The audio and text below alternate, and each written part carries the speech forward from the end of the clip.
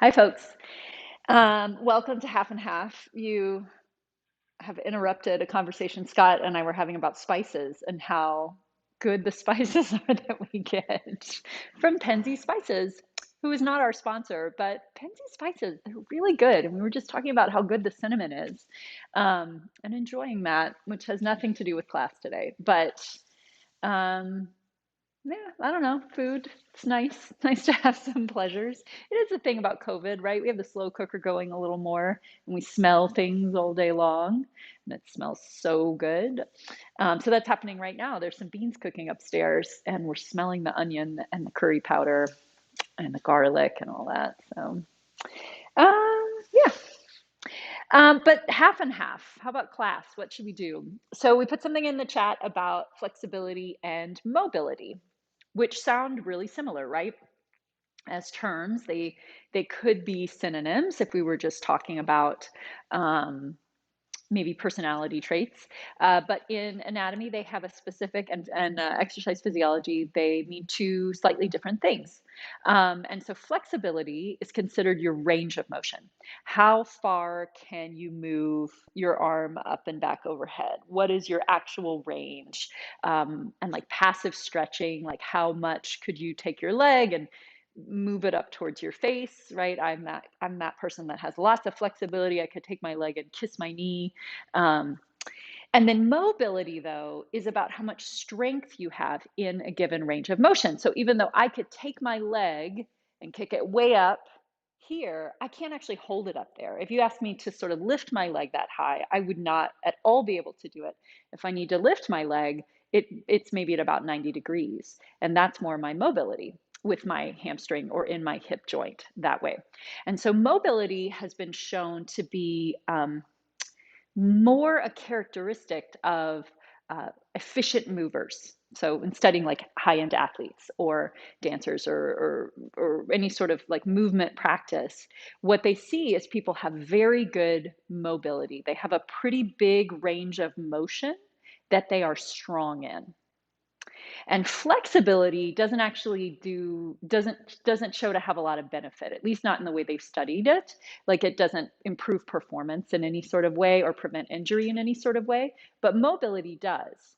And your mobility is probably always going to be less than your flexibility. You're probably always going to be able to go farther in a range of motion passively than you can in a way that's strong and can hold it, right? So flexibility certainly, you know, studies are studies, right? So it's kind of like depends on what people study. There's probably reasons to have a certain amount of flexibility, and it's useful to have like a certain amount of end range. But a lot of times what happens is we get really focused on flexibility and our end range gets really big, and but our mobility might just be like this. And so what we want is our mobility to be a pretty good range, right?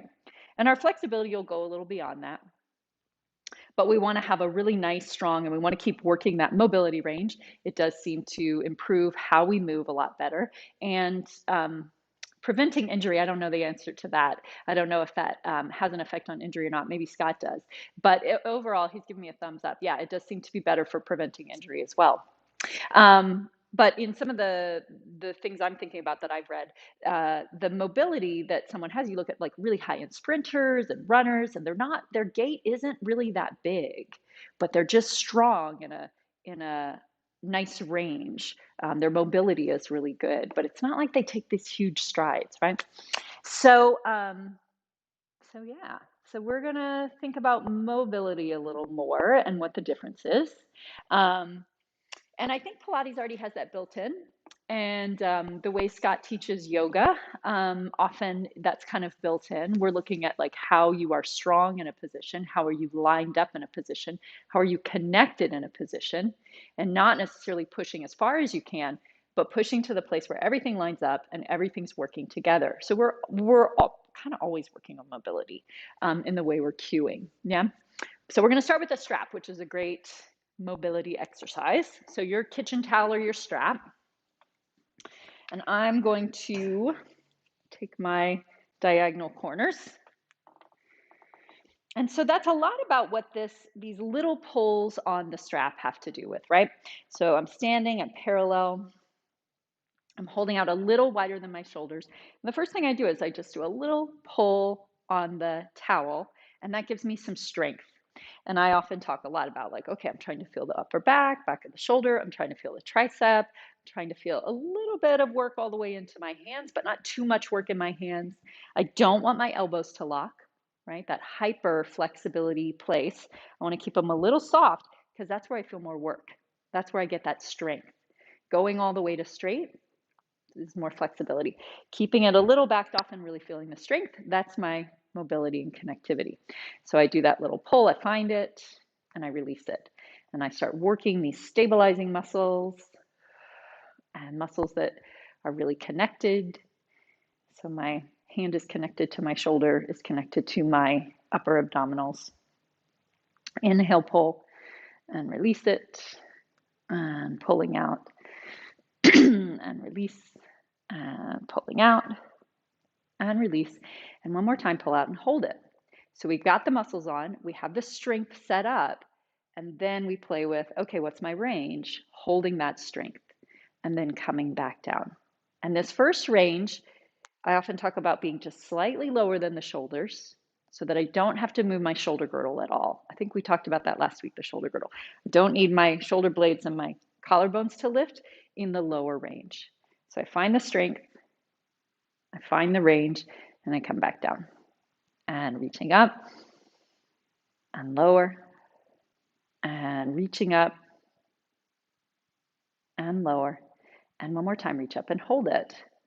And then let go of the tension. And then we work on the strength again, pulling out and release, and inhale, pull, and exhale, release. And reaching out and release it. Pull the elbows, stay a little soft, trying to feel the back of the arm. Not letting my chest and my ribs pull out, but keeping all that lined up. And one more time, pulling out and hold it.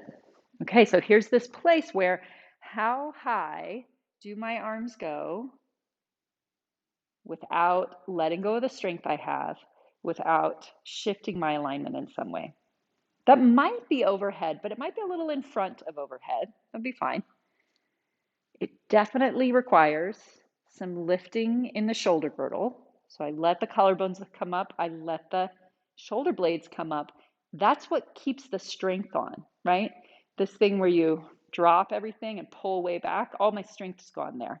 So the fact that my collarbones and my shoulder blades come up, that's evidence that I'm keeping some of the strength around the shoulder on. Reaching up and lower down. So I've got range in the shoulder joint.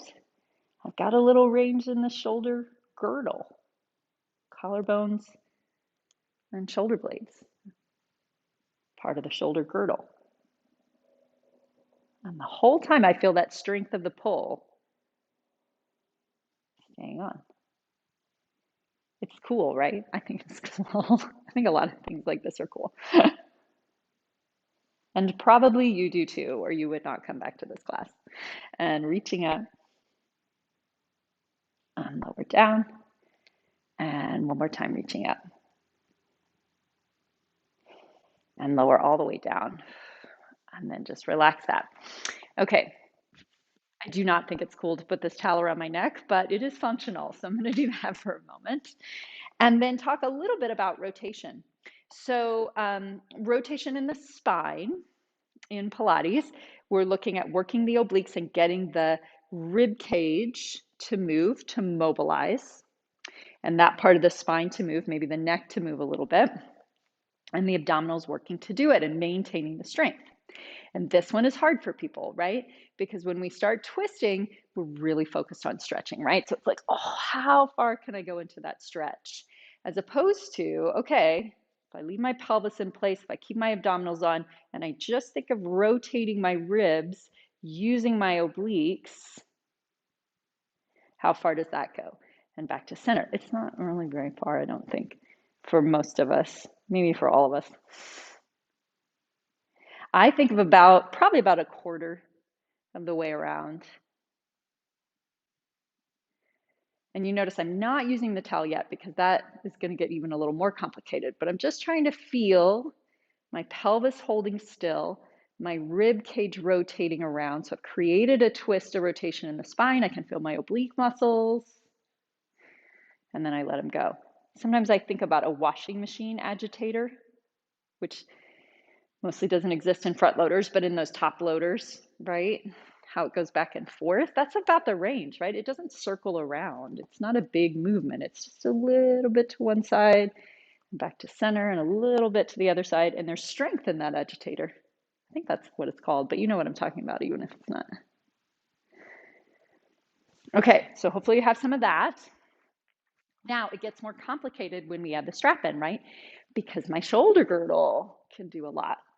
And my arms can do a lot. I haven't moved my spine at all now, but I can swing my arms really far. I don't have that strength that I was just talking about. I'm just kind of like throwing my arms to one side, right? So if I find my strength in my shoulder girdle, that little bit of pull out, the soft elbows, ribs engaged, and then I really move my obliques and my torso and my rib cage to that maybe quarter of the way around place, and I keep feeling all that strength in my arms, and then back to center. I think that's pretty different. And then pulling around slightly. And really, I keep trying to feed the work back into my center. I don't feel a stretch at all. That is not what exercise is about, which might be disappointing, right? I know it does feel kind of good to stretch. So then sometimes you just have to recognize that and be like, okay, I'm a little disappointed. But what else is there? Maybe something new is there. Now, we're going to take it around this time, little rotation, hold it, and then let's add in this other mobility. Arms float up overhead in that really strong way. Shoulder girdle comes up. I'm going to untwist and then lower back down. So lots of cool connections through there. So the rotation happens through the obliques. My pelvis is still facing forward. I keep my strength in my triceps. I let my shoulder blades glide up.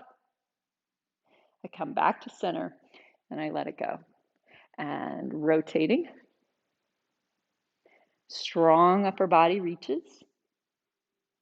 Back to center and lower. And inhale, rotate. Strong reach. Center and lower. One more each side. Inhale.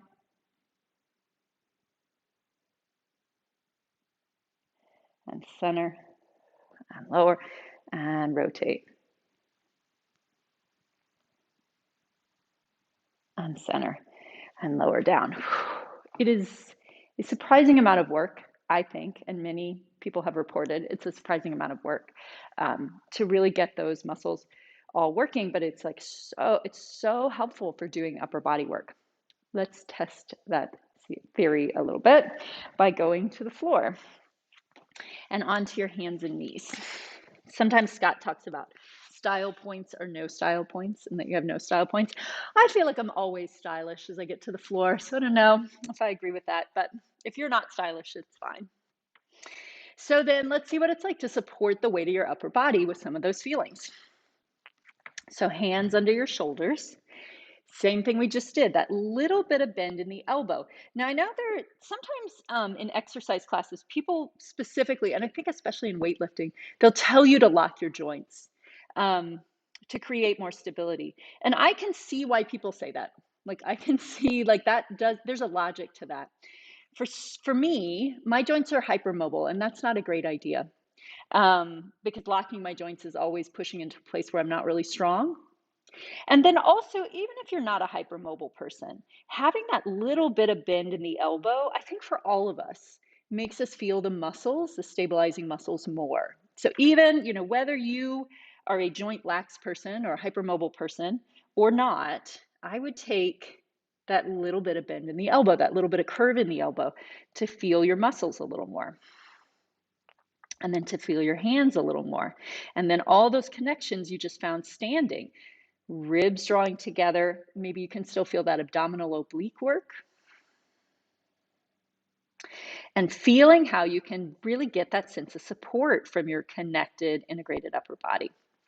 Then we're just going to play a little bit with what does it feel like to go into a plank. So I'm going to reach my right foot back My toes are tucked under, like I'm gonna go into a plank. And now that same question, like my knee a little soft so that I really have to push into my foot more. I feel my lower belly a little more. And then we're gonna play this game where you just push into your hands, you push into your foot like you're about to take the other foot off, but you don't take the foot off. Right? So the left leg is still down there, but I just keep pushing through the hands and pushing through the foot. My left leg starts to feel lighter, but I'm not lifting it. I push into my hands, I push into my foot, starts to feel lighter. I feel my belly a little more, my ribs a little more. And then eventually it just feels like, oh, there's actually no weight on my left leg anymore. Once I get to that place, I take the left leg back. Kind of soft knees. Feel that strap work strength. Check in with your elbows again, bend them a little more. You've started like a 5% push-up even, and all that work. And then we're going to take the right knee in, the first leg in, and then the second leg in. Take a little rest back if you like. And then coming forward. Okay, so same thing. A little soft bend in the elbows, whole hand pressing out. Connect the upper abdominals, the ribs. Left foot goes back. And then you just like, I mean, I like to call it a game. It's a game to me. So the hands push, like how much can I start to support from my two hands and my foot, but I never actually lift my other leg, right? I'm not like trying to pull my leg out. I'm just like letting it be sort of relaxed. And if I keep pushing and keep pushing and keep pushing, eventually it just kind of floats off. And I come back into the plank. Soft knees, soft elbows, supported from your belly. And then left knee comes in, right knee comes in, and sit back.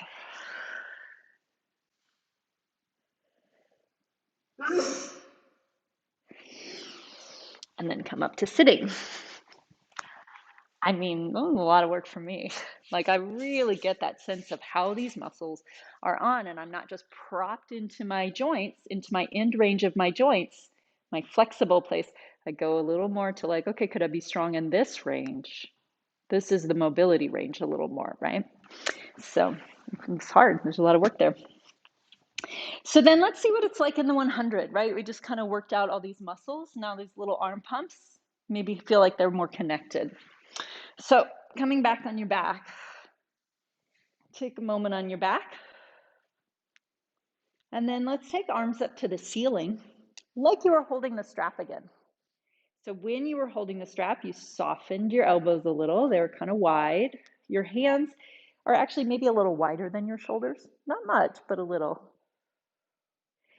And then I'm going to reach my fingers towards the ceiling just a little more. Feel my shoulder blades get a little wider. Sometimes if I do that too much, I feel a lot of gripping in my chest. So it's okay if your chest is on a little, but if it feels really tense in your chest, maybe back off and let your shoulder blades sink a little. Find the balance. And then we'll exhale. Bring your head up as your arms float down. See if you can feel that upper body kind of strap feeling, towel feeling. And then lower back down. Now, if you want, one hand behind your head as you do this. Coming up, so your neck has a little support.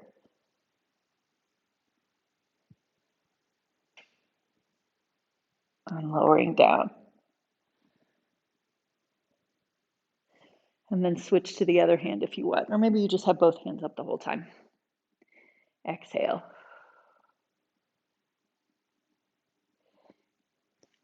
And then one leg up, the other leg up. You're in tabletop.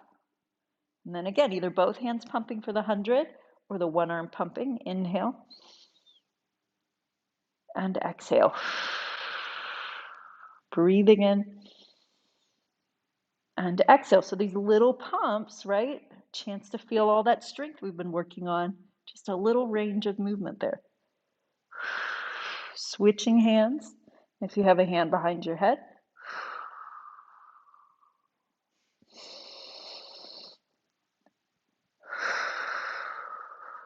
And then notice if your elbows locked up, right? Soften them back a little. Feel the upper back. Inhale. And exhale. Inhale. And exhale. Last one.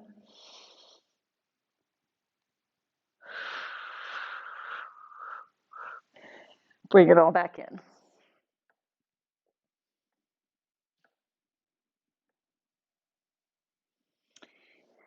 then stretch your legs out on the floor. Okay, so earlier I was talking about my hamstring flexibility, and you might have thought I was bragging. Sometimes I say things like that, and people are like, well, good for you that you have really flexible hamstrings. But the point is, it's really not a brag, right? Like having flexible hamstrings is just kind of like my body type. There's good things about it and bad things about it. It has its own problems. But what we do very often in this class, most of the time in this class, is not really push into the biggest range of motion, right? All the time we talk about knee over hip, so not as close as you can get, but only as far as you keep the pelvis still. And then as you go up and down, trying not to grab in the front of your hip, trying to stay supported in your abdominals. And even though I might be able to go all the way straight, I might be able to take that leg really far, I don't really ever work in that range, right? That's not really a great mobility range. My stronger, deeper range is a little bit bent in the knee, and knee right over hip. Inhale, floating up, and exhale down.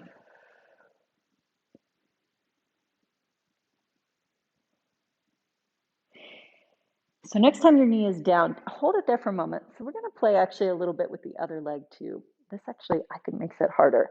So you're going to take your left knee, bend it a little, place your heel on the floor, have your knee right up to the ceiling. And then in that position, make sure you're not pulling your pelvis way up off the floor, but you're just letting it be neutral and relaxed here. So I've got that little bend in my left knee. I'm going to float my right leg up again. And for me, they're kind of the same, right? Like they're both bent about the same. Maybe that's how it feels for you too. I'm going to do leg circles and leave this knee bent. And I'm really going to have to focus on the belly a little more because now the weight of the leg isn't an anchor for me. I have to like actively kind of hold things together a little more here. So I think it makes it a little harder to do it this way. So we go across, around, and back up. My range in my leg gets a little smaller, but I really feel how much my lower abdominals hold my pelvis steady. Sometimes the leg on the floor, the knee wants to pop out. I have to hold it parallel. Maybe my pelvis wants to tip more side to side. So I have to really keep working in the belly. And now in reverse, same thing. Inhale, exhale across and up. Inhaling and exhale, around and up.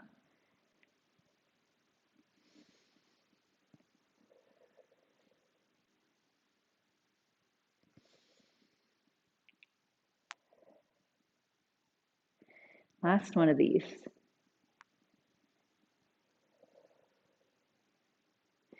And then bend your knee and go ahead and let both legs rest, however they're comfortable.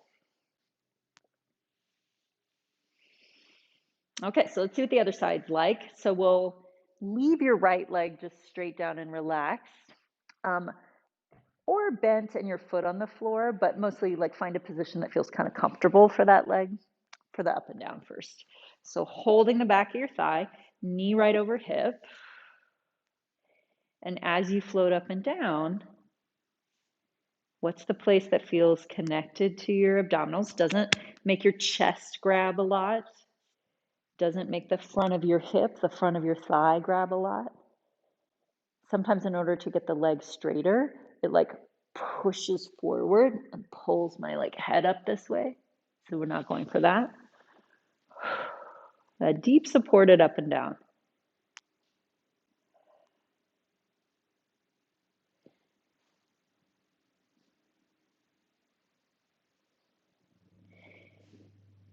And so for me, I don't feel a stretch in my hamstring at all. Now some people might, and that would be okay. But if you're like me and you don't feel any stretch in your hamstring, you're probably doing it right. It's not really the goal, right? It doesn't have to be the goal. Now, bringing the leg up, leave it there. Let's take the bottom leg and put it in kind of the same position. My foot is still flexed, my heel is up. So I have to work a little more in my belly already to hold this position. Knee towards the ceiling on my right leg. And now really steady pelvis as my leg circles. So here's our mobility exercise in the leg circle, right? A lot of times people do this, they take their leg really far out to the side, right? Big flexibility, but not really strong. Little circle, lots of strength.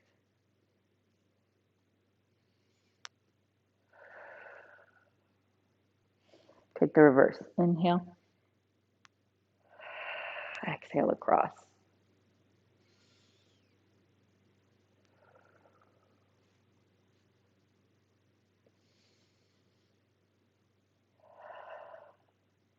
Last one.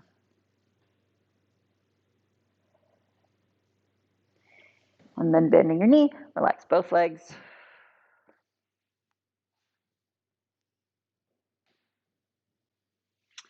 And then take both knees into your chest. And bring yourself up to sitting. Okay, so spine stretch. Spine stretch forward is another one where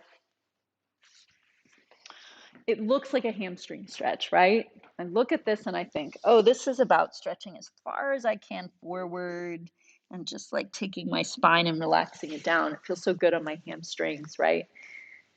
It does feel good on your hamstrings. You're not wrong. But it's not really spine stretch, right? It's not called, the exercise is not called a hamstring stretch. It's called spine stretch. So again, I often do this with the knees bent, and I think it's a little harder for a lot of us with the knees bent. Belly lifting right up on top of my sits bones. And then the goal is to take my spine and move it one vertebra at a time, to think like I'm going over a big stability ball, a big beach ball, a big yoga ball, whatever you go over, and not to let my spine collapse, but to feel it really lifted up and over and forward. Space between my chest and my thighs, and then coming back up. Now, for some people, if your hamstrings are tight, this definitely will feel like a hamstring stretch, and that is just fine. But it's not the goal. The goal is to let the spine lengthen, reach, and that lift in the belly makes the spine feel longer and each vertebra separated. Decompress. Exhaling up and over and forward.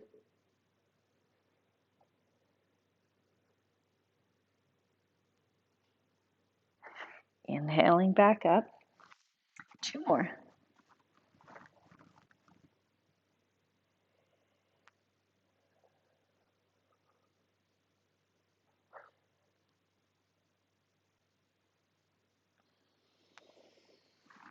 And last time.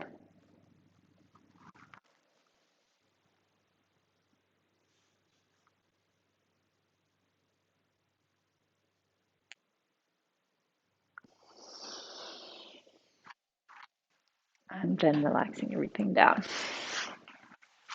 Okay, so I'm going to pass the torch, also known as the AirPod that I pass over to Scott Anderson.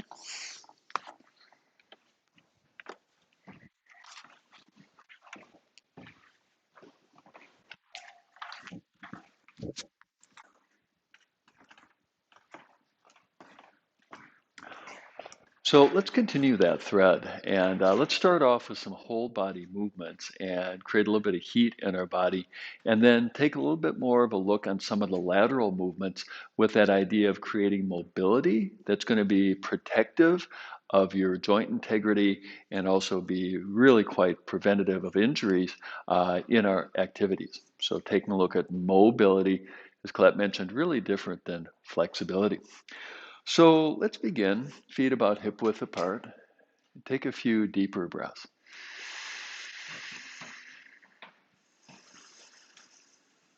Now, some people will ask, they'll go, okay, Scott, why do you have the arms go up on an exhale? I thought every yoga teacher in the whole universe did it with an inhale. You'd be right about that. I switched it up maybe about a year ago, more than a year ago, because of this. Because when we inhale and go up, we tend to sag into flexibility, and we bypass all the good benefits of mobility. So I found that if I flipped the breathing around in these common movements we do in yoga, that we would work more on the injury preventative benefits of mobility and not so much of a focus on flexibility, which often is just more for show than anything. So deep inhale. Now with the exhale, notice how your ribs go down as you take your arms up. So good for building mobility. Now with the inhale, folding. Remember what you did in spine stretch? This is basically standing spine stretch. And let's pause here for a bit, let your head hang. Now with the next exhale, reach the crown of your head forward. So we're going to mobilize your spine the other direction. Let's pause here for a spell. And then with the next inhale, folding. And then exhale, here's another chance to mobilize your spine, lower back, upper back, all the way up. And then with the inhale, arms down. Let's take a few breaths here. So it's a lot of the elements all put together, isn't it? What you do in mobilizing your shoulder girdle. Remember how you worked with the strap? Mobilizing the spine like you did in spine stretch. And then we're using the breathing to support mobilizing. All right. So take the next inhale, put it in your upper back. Then exhale, arms up.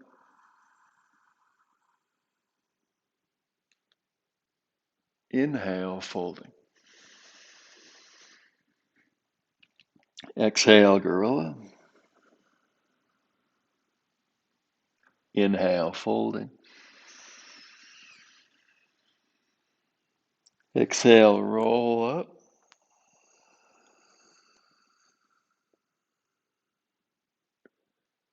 Inhale, arms down. Let's do one together quietly.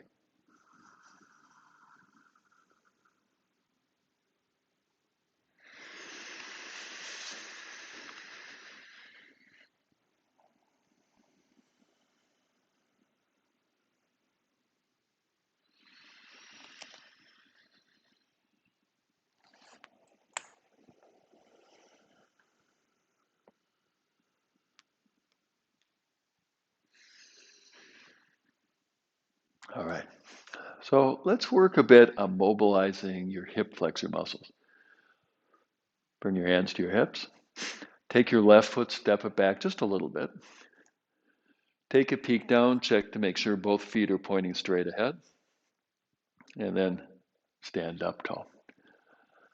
Now, bring awareness into your left foot and ankle. With the inhale, lift your left heel to propel forward. And exhale, descend that left heel to draw back.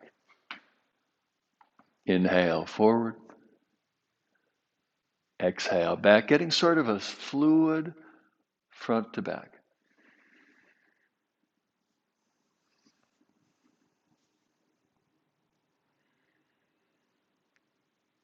All right.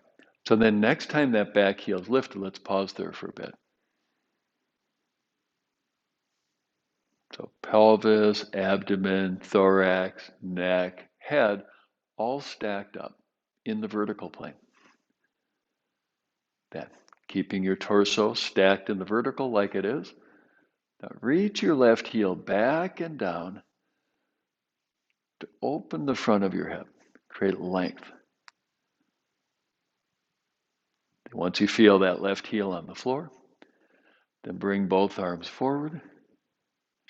Direct the inhale into your upper back. Exhale, mobilize your shoulder girdle, let your chin follow. Inhale, arms down. Exhale, left foot forward. So embedded in what we just did, there's one of the key pieces to mobilizing. Don't stay a long time. You know, some of the things we got into in yoga is to get into a stretch and stay there a long period of time. In terms of building a resilient body, not necessarily the path. So let's continue this working on building resilience in your body. Hands to your hips. Take your right foot back a bit. Visual check-in, both feet forward. Check. Stand up tall. Right foot. Inhale, lift your heel forward. Exhale, descend your heel back. Inhale. Exhale.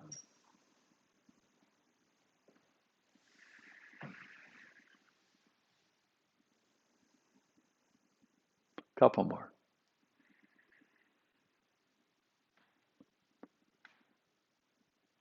The next time your back heel lifted, let's pause there. Take a moment to stack your torso in the vertical axis. Head, neck, thorax, abdomen, pelvis. And see if you can keep that verticality as you reach your right heel back and down. Back and down. Till that heel makes contact. And bring both your arms forward. Divert the in-breath to fill the space between your shoulder blades. Exhale, sweep up.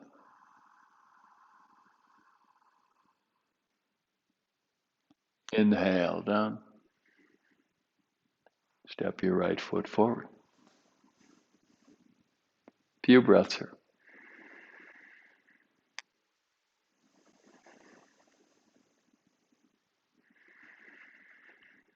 All right, and stepping your feet wide apart. Turn your left foot in a bit. Turn your right foot out. And then movement match to breath. Exhale, bend. Inhale, straighten. Two more.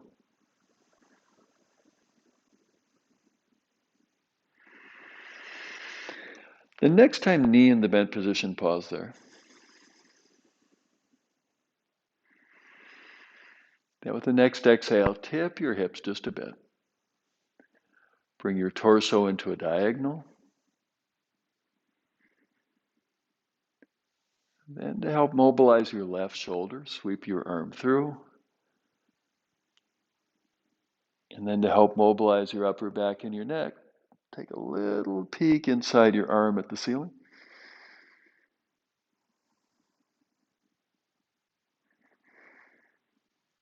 And then inhale, come up.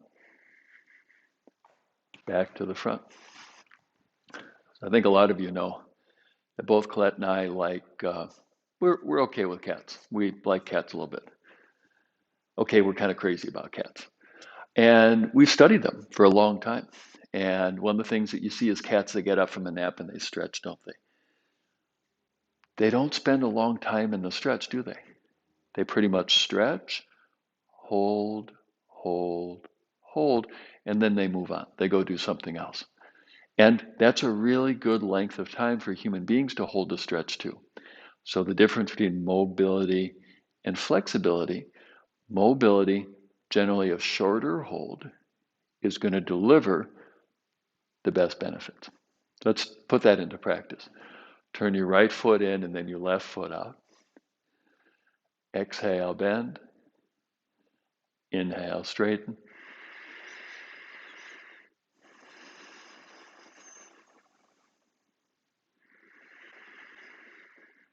And next time, knee in the bent position, pausing there. With the next exhale, tip your hips. Torso in the diagonal.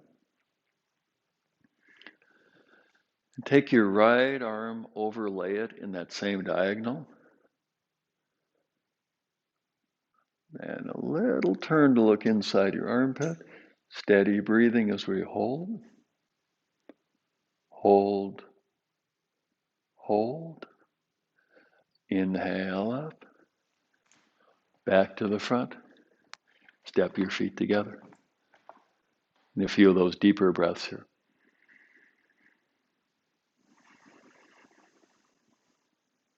All right, so let's continue this theme on working on mobility. So last time we did forward-facing stuff. When we stepped the left foot back, it didn't go back very far, did it? So now we're going to take that left foot and step it a little bit farther back. And this time, keep that back heel lifted. So same focus on your torso straight up and down. You remember when you did those planks a little bit earlier? How you kept your knee straight but not locked? Bring that same sensibility to your back leg. So keeping that back leg softly straight. With the exhale, bend your front knee, touch the stretch. Inhale, out of the stretch. Now what I'm finding is that right here I'm feeling a lot of stretch. So I step my back foot too far back. So I'm going to step it in a little. Oh, that's better.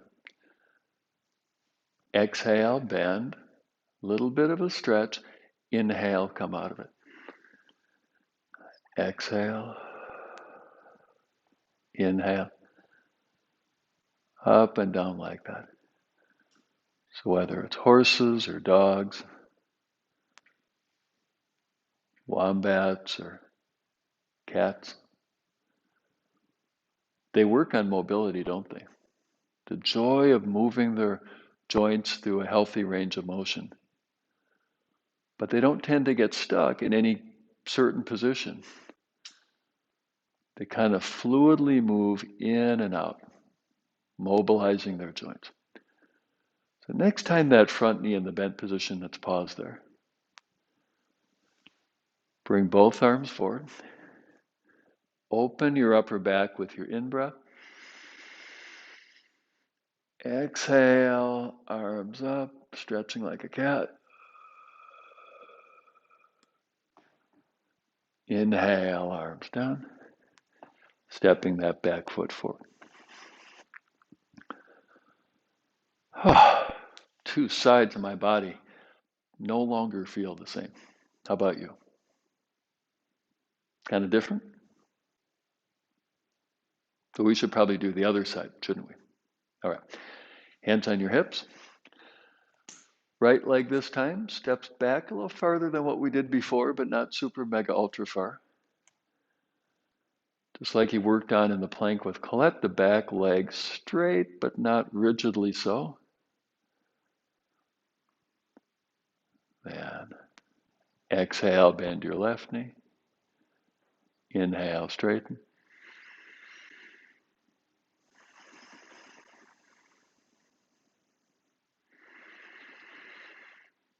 Touch the stretch.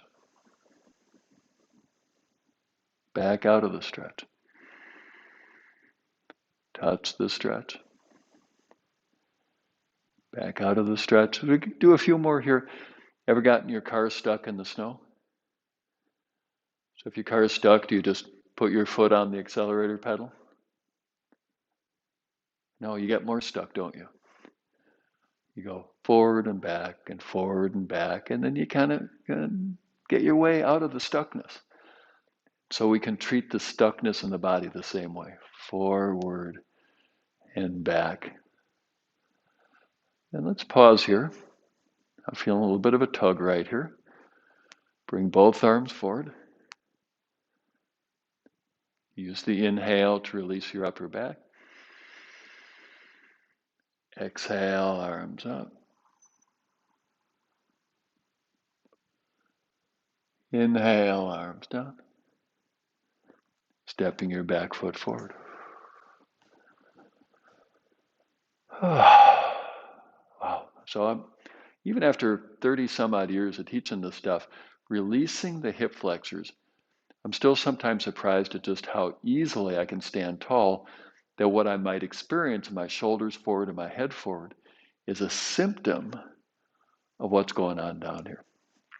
All right, so let's move to the floor and continue this thread. Inhale into your upper back. Exhale, arms up. Inhale, mobilizing your spine. Exhale, gorilla. And then with the inhale, step your feet back. And here we are in yoga pose, head down dog. Let's take a few breaths here.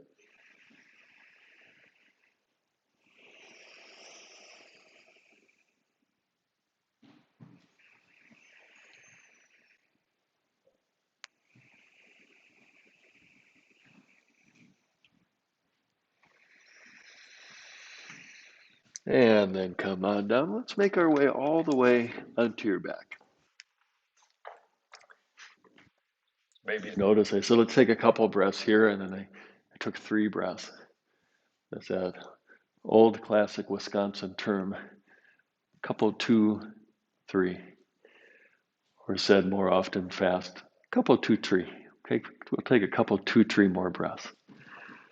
All right, so let's have your feet in pretty close, a couple, 2, 3 inches away from your hips, and then mobilizing your spine to come up. Shoulder bridge. Now, I don't know about you, but I'm feeling a bit of a tug in my hip flexor muscles, which is pretty much what we worked on our feet a few moments ago, isn't it? Independent of what you may or may not be feeling in your hip flexor muscles, notice how your hips are evenly up off the floor. So see if you can keep your hips even as you lift your right heel up, as you lift that whole right foot up, as you take your leg up, and then bring your leg back down, and then mobilizing your spine to come down. Admittedly, I went through that pretty quickly.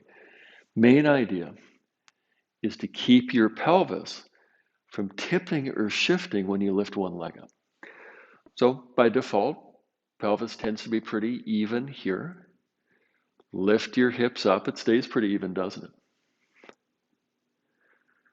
Whether you're feeling a stretch or lengthening in your hip flexor, your quads, independent of that, see if you can keep your hips steady where they are. As you lift your left heel, then lift your left leg, and then bring that leg down, and then lowering down. All right, so moving kind of quickly here. Pelvis stayed kind of more or less steady. Didn't tip too much side to side. Okay, so now to work a little bit more on mobility. So lifting your pelvi up, that's when more than one person lifts their pelvis. And I sometimes will put my fingertips on my pelvic bones just as a kind of a extra information about where my pelvis is. And see if you can keep your pelvis steady and stable as you take your right foot up. And then see if you can keep your pelvis steady as you lower your straight leg down and bring it up. Exhale. Inhale, let's do one more of those.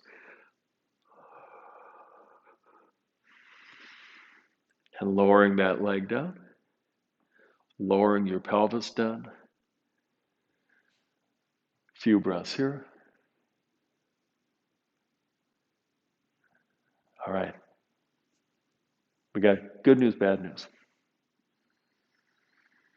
Good news is you have one side left.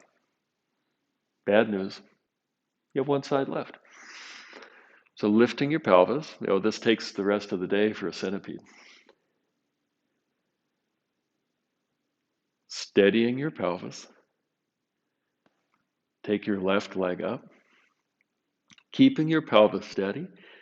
Exhale, lengthen your hip flexors. Inhale up. Exhale, mobilize. Inhale up. Whole time you're building core strength.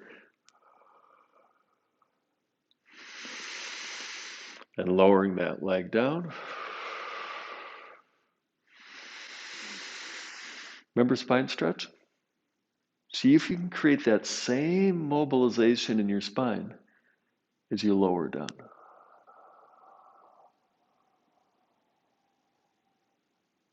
All right. So now we're going to do a little bit more direct work in mobilizing your rib cage. So finding your way into a seated position to do so. So it could be sitting on the floor. Could be sitting on a cushion like I'm going to do. Or could be sitting in a chair.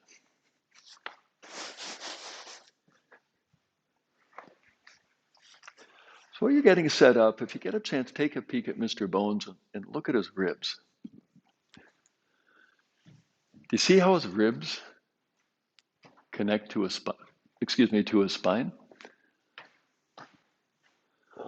So ribs wrap around and attach on the spine,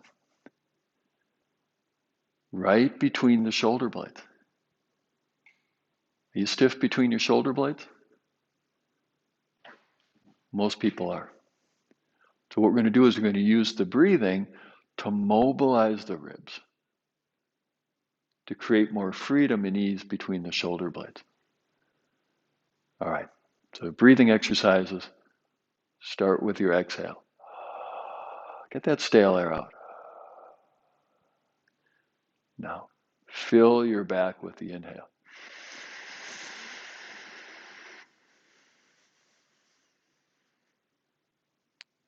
Exhale.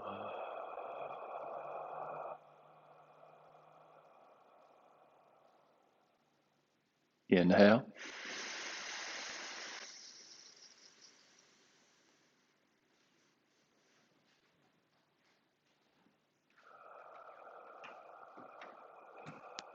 All right, so let's take a few moments here. So you can almost think like ribs, almost like hula hoops that they wrap around. And see if you can get every hula hoop to lift with the inhale. Remember those hula hoops, they go from your belly all the way up to your throat. Move all your hula hoops. So exhale. Mobilize your ribs. Inhale. Lift your hula hoops up.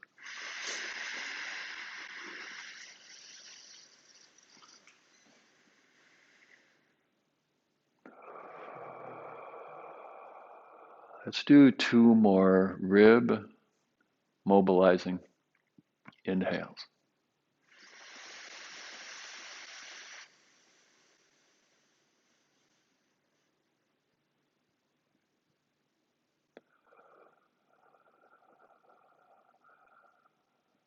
You probably see my shoulders are lifting up, aren't they? As long as you're not getting a pinch in your neck, let them do that.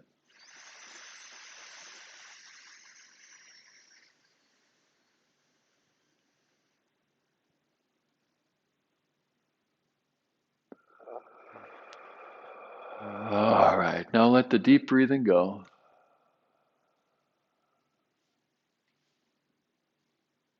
We'll take a few moments to just sit here.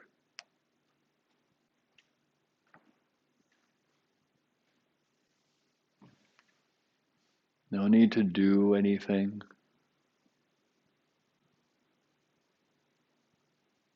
Or to think about anything in particular.